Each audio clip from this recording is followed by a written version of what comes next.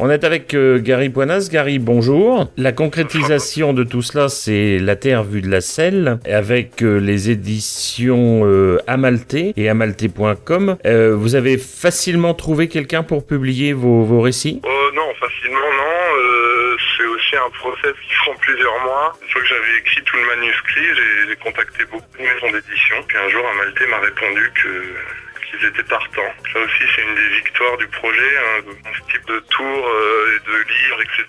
Vous vivez de petites déceptions et puis tout d'un coup, une belle chose arrive. C'est quand vous signez un sponsor, quand l'éditeur vous dit banco, ces choses-là, c'est ce qui permettent d'avancer et qui font garder la motivation.